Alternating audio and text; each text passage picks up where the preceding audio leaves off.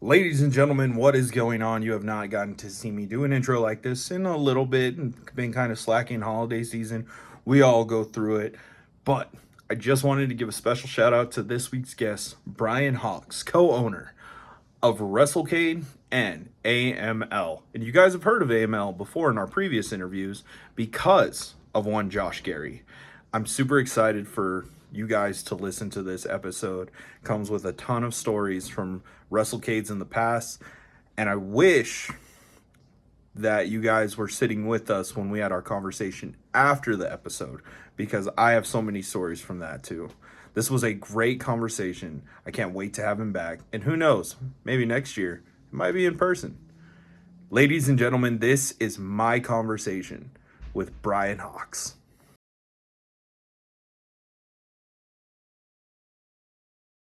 Sweet. So I saw what you just posted on your Facebook, and for people who are either listening or they don't really know the history of WrestleCade, if you could give me just a little summary of what you just recently posted and the thank yous and everything that you did. Yeah, so I mean, the short story I've probably never told before of how we got into it was um, I work in the car business. I've always been in the service industry, getting people's cars repaired, and I worked at a mini store, and they had something called the Test Drive Takedown. So we did an event at the dealership, um, and it was all like wrestling related in order to sell cars, basically. So we did that.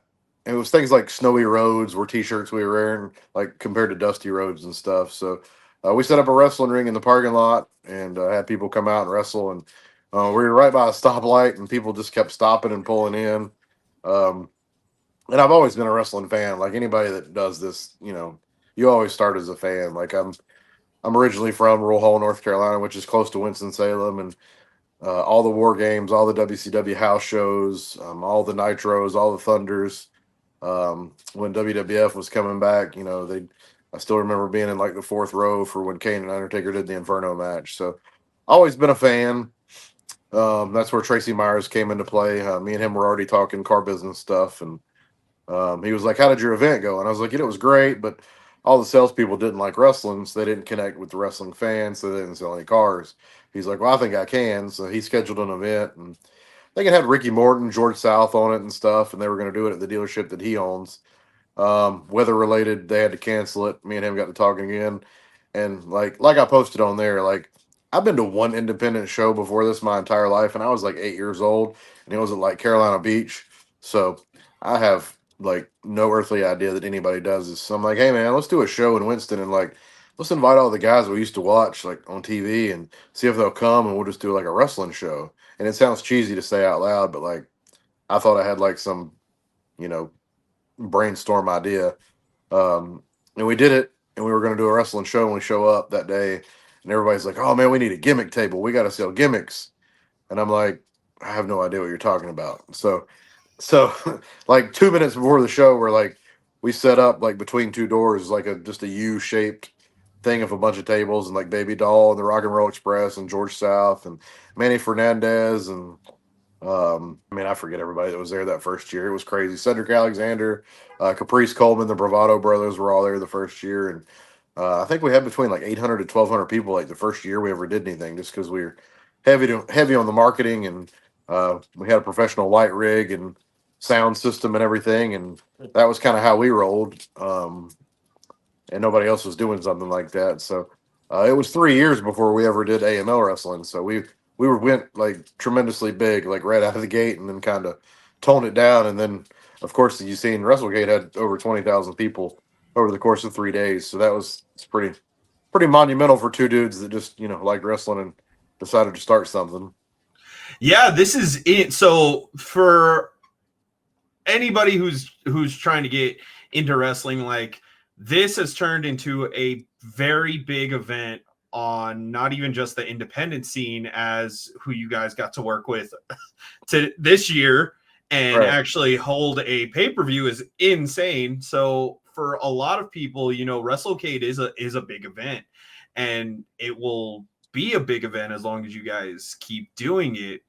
When um Montezi gave me, when he set up the conversation with us, like immediately we just started naming off names of people who are going to be there. And I was like, wow, this, does it ever shock you? So like when we had Josh Gary on, and I love Josh Gary.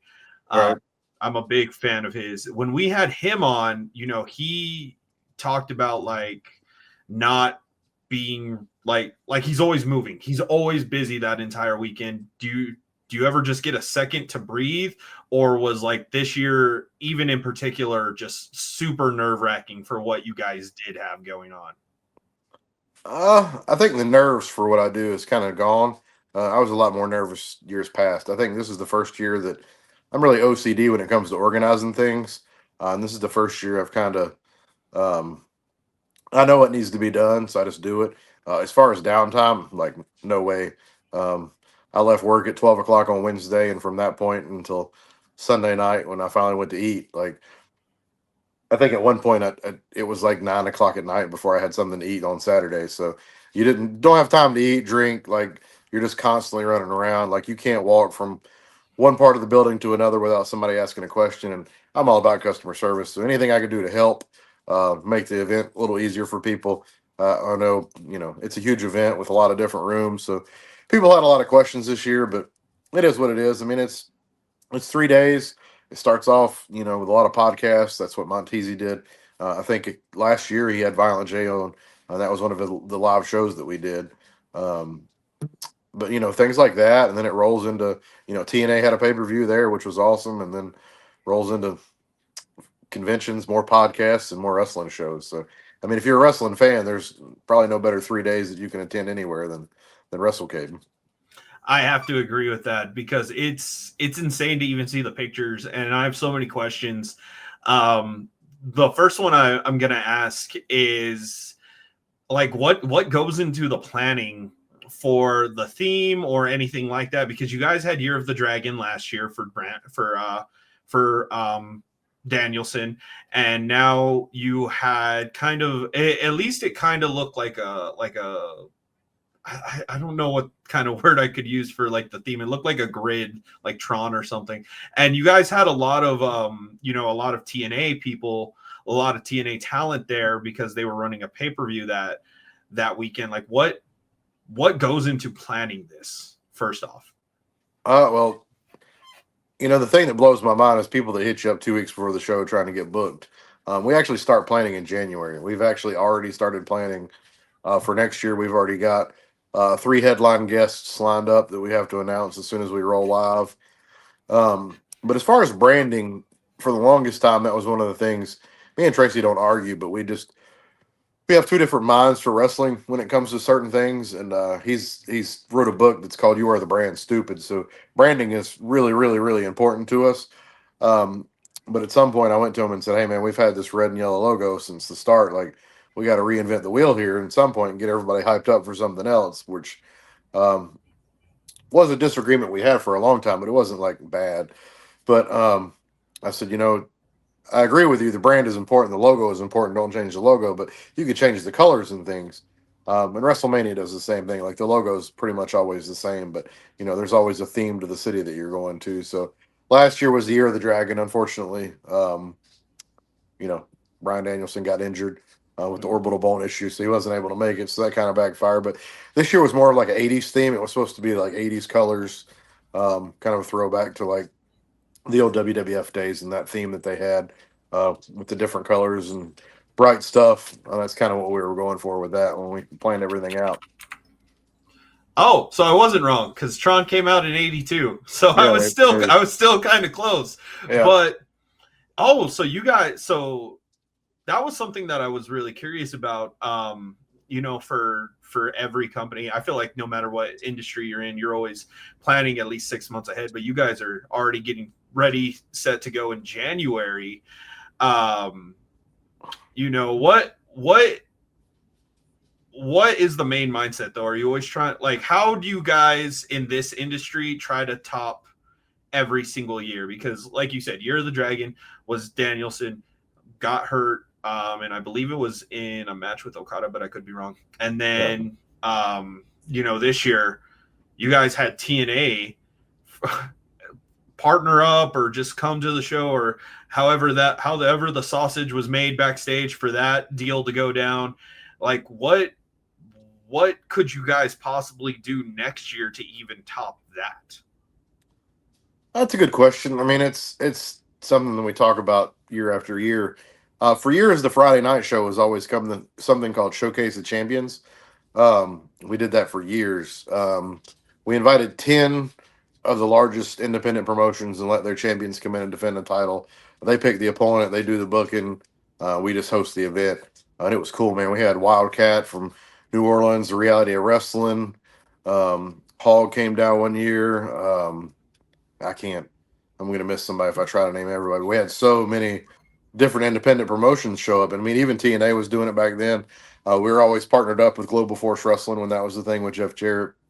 But that show, honestly, was probably the hardest part of the weekend because you've got independent talent. You've got to find their music, their intros. They want to send their own ring announcers. All their guys want to have a certain amount of time to do, and it's insane. So at one point, I was, I handle all the booking for the shows, and I'm like, this is too much. We got to change something to make it easier. And subletting that show out to somebody else was, a huge load off me. And we did GCW last year. It was a huge success. They sold a lot of tickets. And then this year, we've got a lot of connections over at TNA. We've been friends with those guys for a long time. We've done joint shows with AML, with TNA and Impact back in the day. So it wasn't hard just reaching out and saying, hey, you run a limited schedule. Would you be interested? And they were.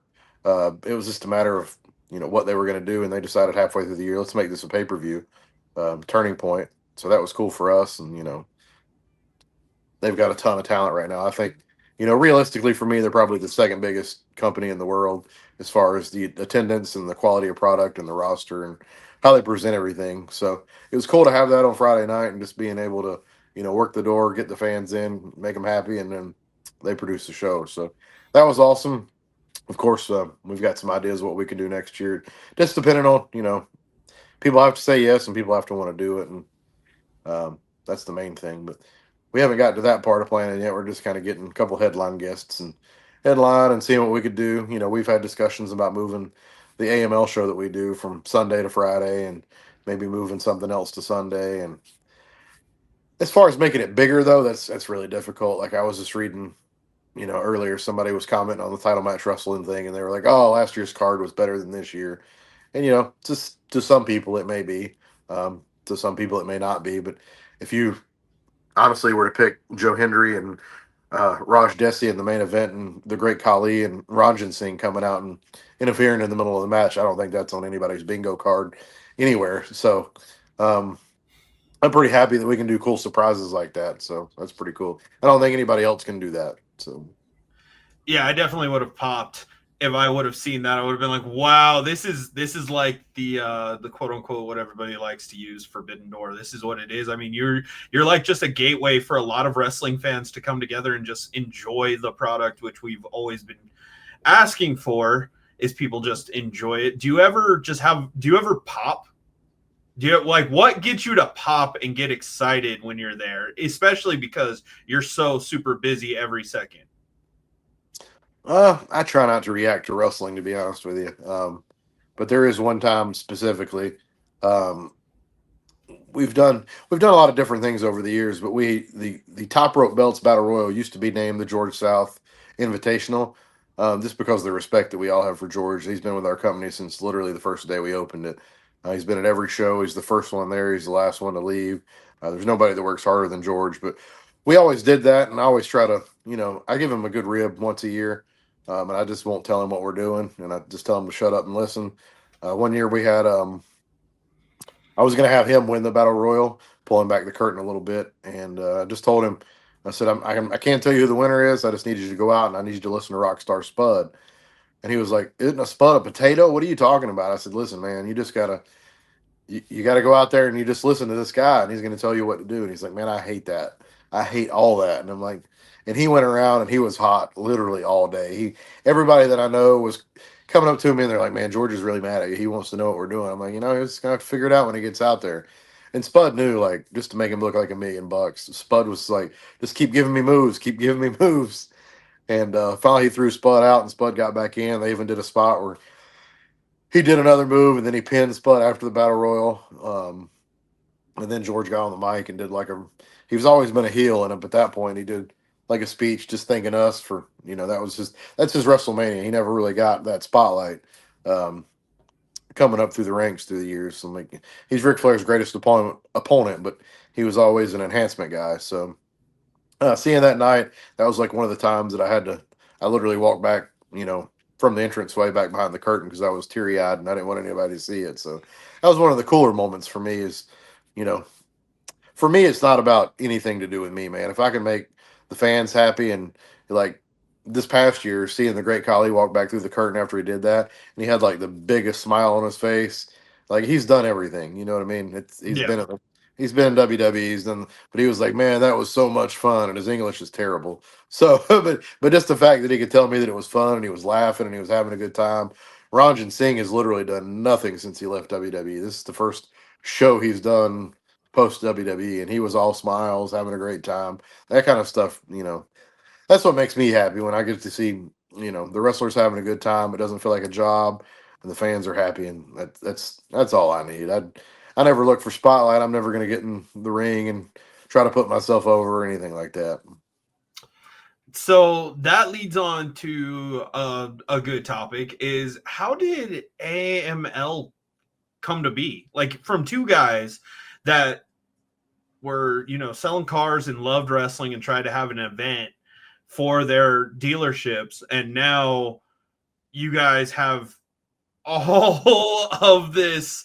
You have the convention, you have your own promotion. Like where did that come from? Where did AML come from? So that was like I said, we started big, and then we decided to sponsor another smaller promotion that was in the Carolina area, and they were Charlotte based, but we were trying to bring stuff to Winston Salem, like every couple months. And we did that, and I guess the return just wasn't there. Like we were spending money, but like you had no control over anything, and the wrestling wasn't what we liked. So I was like, why don't we just do our own deal? And we are like, man, we do it once a year, but can we do it once a month? And we started in a little bar called Johnny and June's. First show had X Pac and Matt Hardy. Sold the place out literally the first show, and then we decided we could do it every month. We started doing it once a month, and then somewhere later down the line, we decided to open a school. So we have a school that we run now. The Beer City Bruiser and Josh Gary are the trainers at our school. And then on top of that, we were like, how do we find talent that, we've always been kind of don't use North Carolina people. We've always kind of dipped from other states just to try to give people something new in our state. So then we started the Future Stars of AML Wrestling just so we could, it's sometimes you find great people from that, and sometimes you book them once and realized it was a mistake, and sometimes you realize they're good for the main roster. JAC was probably the one that came from our school. He went to Future Stars. He was a champion there. Now he's on the main roster. So it's cool things like that. So deciding we could do it every month was an undertaking, and it started off a little slow, but now we've kind of figured out the business model. We do a lot of charity work, a lot of fundraisers, and I would say we'd had an average attendance this year of over 1,000 people at every show, which is pretty crazy for a little independent show. So You can't even call that little. I mean, yeah, we have people in like so we are a New Mexico based podcast. I will always argue that we are the best New Mexico wrestling podcast because we are there one you of the go. very few. And when we're traveling and we're going to these promotions, because we film for a lot of promotions, they don't get near that. And for you to say like this is small for a different state, that's huge. That's ginormous. To have an average about of 1,000 people for every show is amazing. And I looked at your alum list, and we've had people like Caleb Connolly on here. And, one thing that we talked to him about is I believe he had a match in AML against Galloway. Well, Yep. he was Galloway at the time. Yep. Having stars like that come to AML and, I don't have to pull the curtain back because anybody who watched the Caleb Connolly episode will know he's suicide. Right. or one of them. Right. The most Yeah, recent. most recent. So it's like you have all of these stars coming to AML. Um, you know, what is what kind of pressure does that put on you guys, or do you guys not really care? It's more of just building the next generation, because you've had Jordan Grace on there before. Now look at her, the what does she call herself? The Juggernaut was at the Royal Rumble. Yeah. It's amazing to see these things. Like, does it ever shock you when you see any of the guys go off somewhere else and then see them like a year later and see what they're doing? At first it did. Now it's kind of expected because it's the cream always rises to the top. Like Cedric Alexander was one of the few gifted people that we got to use early on. He was one of our prestige champions, and I just remember him still like from one month to the next. He came to the show, and I was like, "Dude, you're ripped. Like, what the frig? Like, you're like, what happened? Why are you getting like you've always been in great shape, but you were like in tip top shape?" And he was like, "Well, I got a phone call. I'm going to be doing some things." And that's when he, went off and did the Cruiserweight Classic. And then, I mean, I pretty much knew like it's sad that he doesn't get the TV time he deserves because he's a really, really gifted guy. Um, Probably one of the most gifted people I've ever watched in a wrestling ring, to be honest with you, that we've had to, use at AML. He always had a great match. And realistically, I think he needs a manager, somebody to do some mic work for him and get him over, and he'd be great. But it is what it is. There's only so much TV time. I get it. Um, Same thing on our shows. Everybody wants the top spot, but there's only so much TV time. So Yeah. So going into that, we've gotten to see people book shows, but I've never really asked, what goes into the mindset of booking a show, especially for something like AML, um, for like the weekend of WrestleCade. Like, what do you do when you sit down and put pen to paper and finally you're like, all right, cool, this is the card that I have? Because like you said, some people may not have liked it this year. Personally, I don't believe you guys had Joe Hendry last year, or Joe Hendry as big as he was this year. correct. So Yeah. I'm like, anything with Joe Hendry would have been amazing to see. So what goes into the process of that? Um, my booking is always the same, man. It's cookie cutter. If you watched what I do, it's kind of history always repeats itself for me because I know it works. But there's got to be something for everybody on there. Somebody wants to see some type of hardcore match. Somebody's going to see a little bit of comedy. You got to have a little bit of comedy on the show. The main thing is you got to get some stories across. What WrestleCade is mainly all for the AML show. Part of it is just getting the small stories across and then blowing them off at WrestleCade. But even telling like a small story, like we did so many little things before WrestleCade. Just the day of, like if you were scrolling X or Instagram, like Raj Desi, excuse me, posted a picture from the hotel room in the morning. It was him and Rajan Singh and Great Khali, and it was like, hey, hanging out with my boys. And then Joe Henry at the same time is posting on Twitter that he's going to do he's going to have a new collaboration with somebody, and it all goes together. It's all part of the story. Nobody knows it when you're reading it online at the time, but then the match happens, and then uh, Raj goes to wave somebody, and then Great Khali's music hits, and you all think, of course, he's going to come out and help, Raj because they're friends, and then he turns and hits Raj, and that causes the ending of the match, and it all swerves, and just little small stories that you tell like that, But we also do a lot of stuff during the year to tell stories. So Oh, that's cool. That's a cool way to um get the match hype throughout the day and have that just in the back of people's minds, getting them ready for that, and then going and booking these people, or having these people booked, all these guests for these wrestlers. As you can tell, I've never been to a WrestleCade. We were going to try to this year, and then WWE and all these other companies decided to have like 90 different things nearby, and I was like, well, yeah, so I definitely do want to go to one. I do want to go to a WrestleCade because what you guys put on is amazing, and it is always near or around the weekend of my birthday. So I'm always like, man, this is just subliminally made for me. We don't know each other, but it is. And that's I always get excited for it. So see, like what goes into booking these people? Do you guys like kind of look back at their social medias, at their history? Like what is it especially that you're looking for when you want to bring any wrestlers on or wrestlers reach out to you for WrestleCade weekend? So the cool thing about WrestleCade is we're making money for so many different people, and I don't think most fans know that. So we sell vendor tables to the convention, and there's so many people that are partners with us now that bring in wrestlers.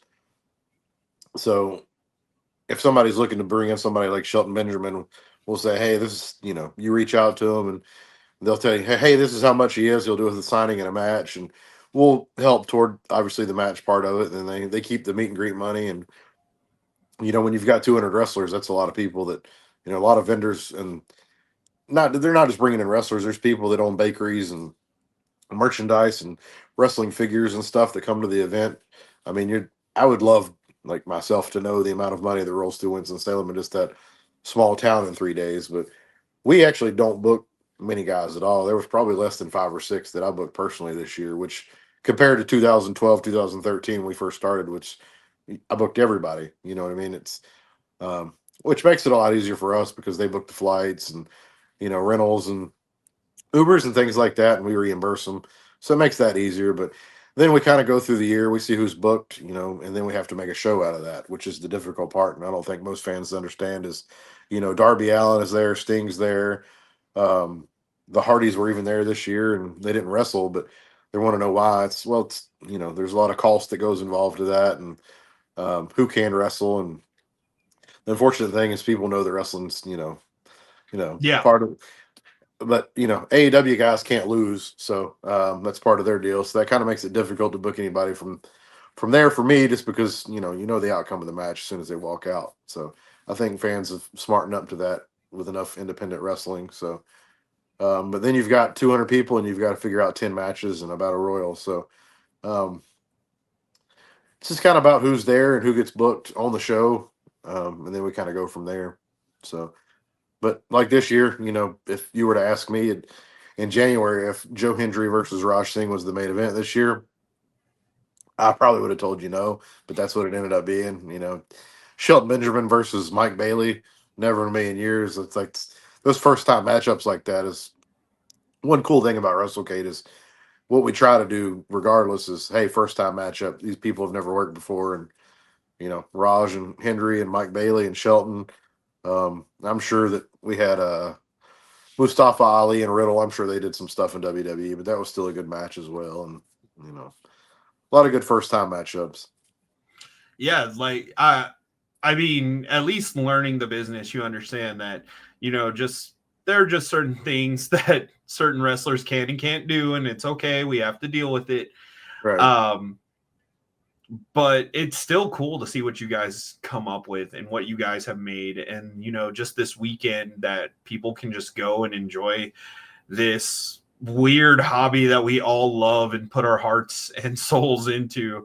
What is something that you guys, I don't know how to ask this without it sounding like a little dirt sheety, but because we're not. Right. Like, is NXT somebody that you guys would love to work with? Is what I'm trying to say. Yeah, I mean I would never say no to that. That would be a great thing I think for a Friday night audience is to get them to travel. But would WWE work with us? I don't know. I mean, we have a semi decent relationship with them, but they obviously also know that we're there. A couple of years ago, they obviously ran a Starcade house show, which naming it Starcade was out there, because Starcade was more than a house show. But they literally ran it in the Greensboro Coliseum, which is 30 minutes from us, and they ran it against our Super Show. So they claim that it was just a coincidence and planning and stuff like that. But obviously, I know that's probably a bunch of crap. But as far as something like that, I mean, it would be awesome. I think they're more open to things since Paul has taken over, since Vince is gone. Obviously, with the collaborations they've done with TNA and stuff, I wouldn't say it's out of the question, but just getting it on the books would be would be great. I mean, that would be something we would definitely be down for. I mean, that AEW is not out of the question. I wouldn't think. MLW we've talked to before. We've got working relationships with everybody because of AML. So I wouldn't say no to anything, but it's just a matter of getting in touch with the right person and making it happen. I love that answer because having the I'm gonna say the success because at least I saw a lot of positivity from Turning Point being there, and even Matt Riddle being making his TNA Yeah, debut technically. Like, that's something that they may have seen and they may have been like, well, we work with TNA, we're doing a lot of good things with TNA, like, that might be something. And who knows, you might have like Sol Ruka next year. And if you do, I'm gonna be hyped. I'm gonna be like, bro, that's cool. I don't know how y'all did it, but I mean that's fantasy booking. But we're wrestling fans, so we can do it. right.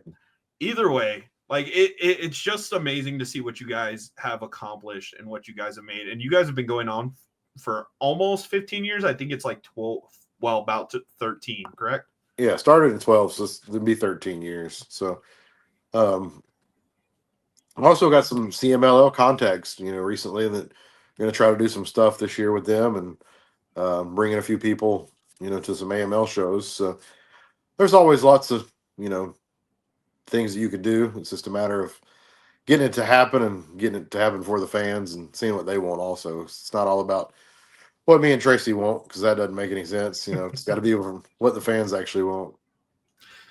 Did uh did JBL clothesline anybody? I didn't see that. I know he's been traveling everywhere. Did he clothesline anybody at WrestleCade? He did at Turning Point. He didn't at the Okay. Super Show. He was backstage at the Super Show, and we discussed it, but couldn't find the right person to do. So he went to watch football at the hotel. But he was backstage for the majority of the event, so he was there. That's cool. And then even for yourself, um where were you? I assume backstage for Turning Point, or were you still just scrambling all over the place? I stayed at the door most of the time, just doing that. I didn't really go backstage for Turning Point. That was their deal, so I kind of let them have it however they wanted.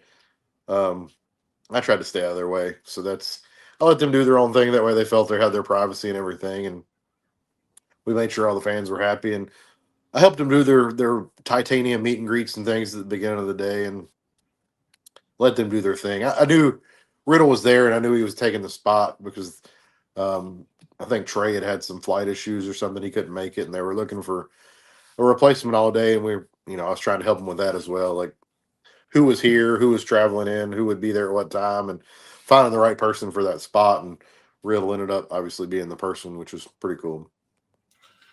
Do you typically have all 200 like on a concrete day, or is it just coming and going throughout the weekend?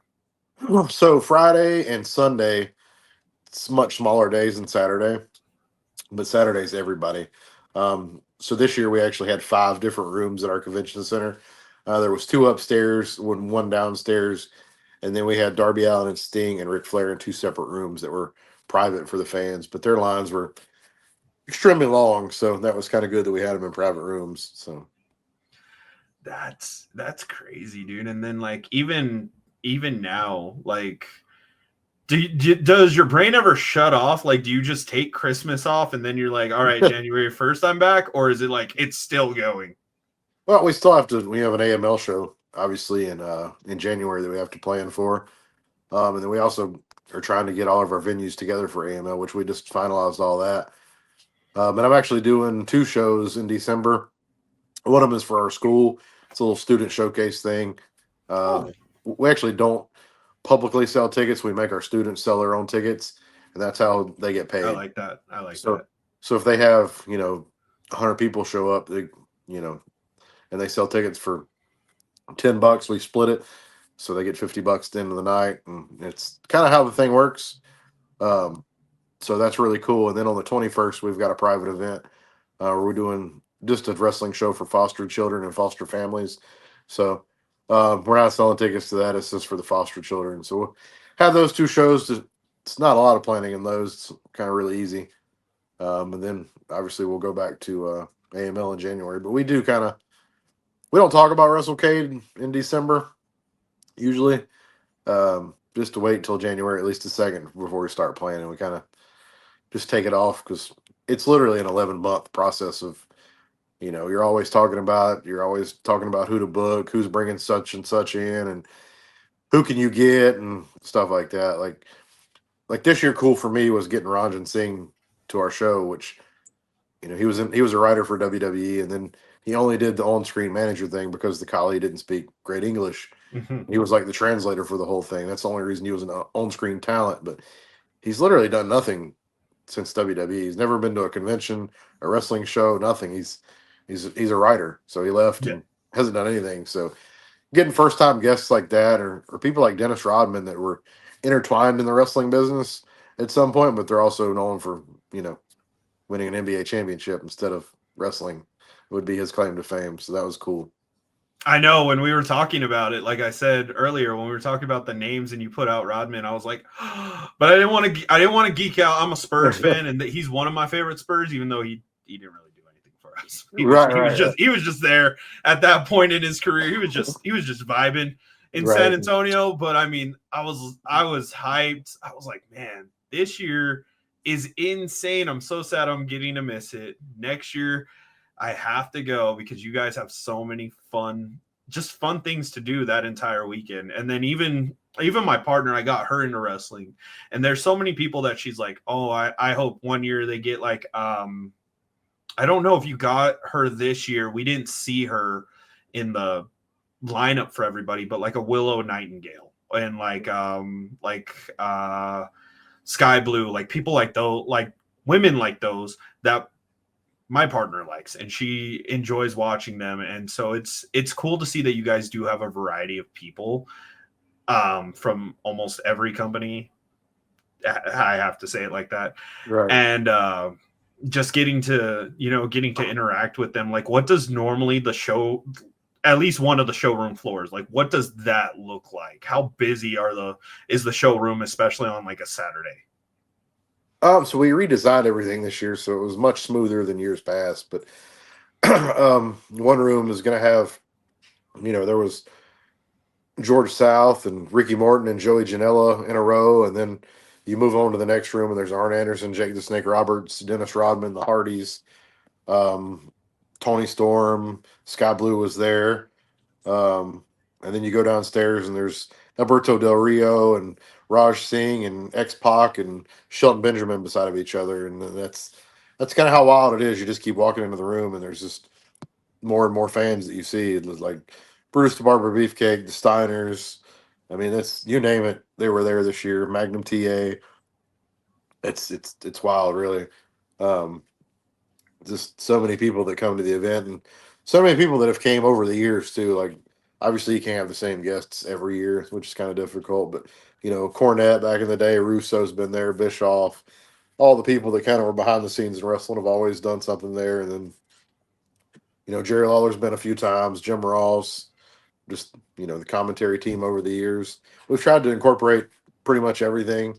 So I would pay for $1,000 ticket if it was Bischoff, Cornette, and Russo in a line and just all three next to each other. That'd be the greatest thing in the world. yeah. Oh, I would love it. I think Conrad has a better chance of pulling that off than we do. But man, if we could get them in a room together just to talk and do like a podcast type show instead of that would sell out. I don't know that It I don't would. know that we'd get anything accomplished, but it would definitely sell out. So There would be so much accomplished. I mean, for at least for us, like we would just get to see the interaction. And words, no, nothing. I don't think any friendships are made, but it would be great to see. You know what? This is awesome that we even get to have this conversation. Like you said, you don't really talk about WrestleCade in December, right. which means for all the other podcasts, I got it. So I'm hyped and I'm grateful that we get to have this conversation. As we begin to wind down,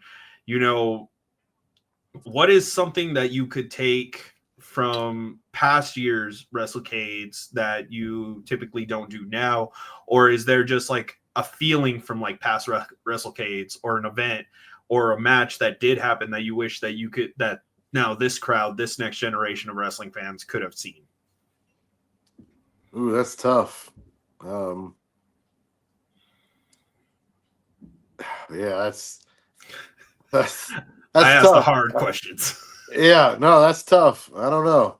Um, we've always that's the thing. Every year we always do a mix. Like, you know, this year we did a story where AJ Francis wrestled George South on the WrestleCade Super Show. Um, and last year George South wrestled Joey Janela in a death match on Sunday. So the match ends and AJ Francis wins. He kind of boots up George afterwards. Joey Janela walks out. Looks like he's going to pay respect to George from their last year in their battle. Ends up turning on George again and hitting him. And then Ricky Morton runs out and saves George. And that sets up a match at AML with AJ Francis and Joey Janela versus Ricky Morton and George South, which is one of the most random things you'll probably ever see on an independent show. So Wild, like wild, yeah, just so wild matchup right there. right. So there's cool things like that that we've done that, I try to you try to mix the modern day fan with the old school fan and try to bring them and enjoy the new stuff. But um a match that I personally wanted to do and we just never got to do it. Um just because of scheduling and the way, the wrestling business is, but we kind of had on paper the Briscoes versus the Hardys one year. And didn't get to happen. So that's one of those matches that you look back and think, what if type thing, but it is what it is. We've had a lot of cool main events. We've had the Hardys wrestling. We've had Matt Hardy wrestling a bunch. Him and Drew Galloway one year was the main event. Him and Jeff Jarrett have wrestled twice on the Super Show, and those have both been pretty good classics. One of them ended up with Matt going to the hospital after a guitar shot, so that was pretty wild. Some of those matches, it's hard to remember everything that we've done in 12 years and all the matches, but I think we always try to cater to every fan base, like, and that's one thing that we advertise when you go to WrestleCade is you're going to get to see somebody from the past. You're going to see somebody that was just recently on TV, um, somebody that's retired in the Hall of Fame, and then you're going to see the future of wrestling, like people like Cedric that was on the show. Now he's in WWE. Cody Rhodes, when he was doing his independent thing, came through WrestleCade. So you never know who you're going to see, and then they're going to be on WrestleMania the next year. Like we literally had Bobby Lashley as part of the America's Top Team, and then the next year he went right to WWE and was a huge star. So that's why it's important to come, because the people that you might see that you might pass by might be somebody that's on WrestleMania the very next year, which is really cool. That's wild. That's so wild. That's awesome.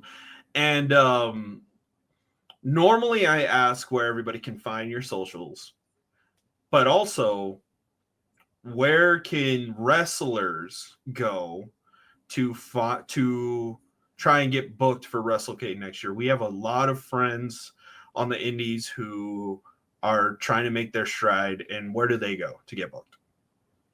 So my socials are on Instagram and X at the Brian Hawks, just THE, and then my name. Uh, just my name on Facebook. If you want to get booked, I would just send a resume to Brian at WrestleCade.com.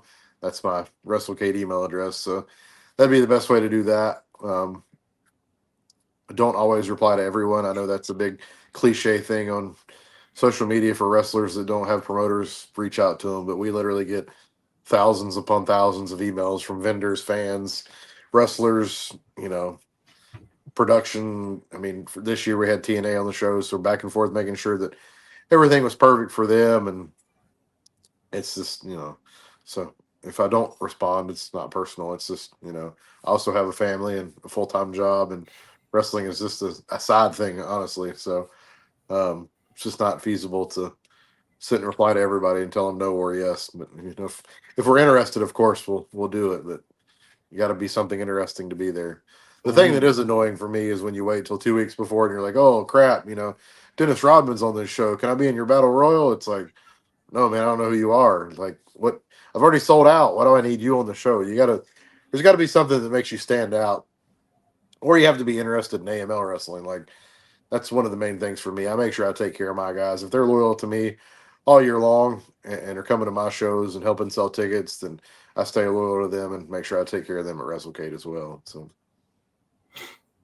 Okay, so what you're saying is I need to Yeah. fly out and do production for AML. All right, cool, man. Sweet. I'll see you in January.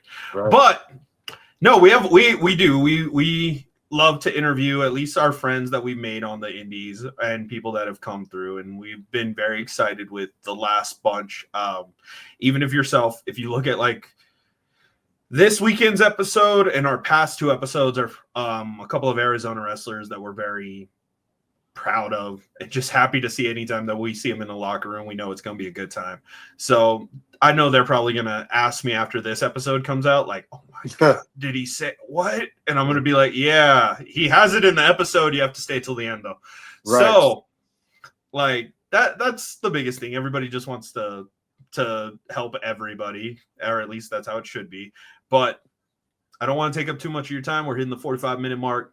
Thank you again for being on the show, man. Thank you for just like making my Friday, dude. This was a great conversation, man. And it's about an event that I really want to go to, and hopefully I can go next year. And just be able to like soak up the moment, because that's really what I'm on. And like when we go to if we work any indie event, is normally I'll take my team, and my team's been very good at like learning how to pay their dues. They've helped put up rings, take down rings, do all of that. But me myself now, doing this for a few years, I have to take that moment where I'm by myself and soak it up. Whether it's a bingo hall or an arena, I'm like, Right.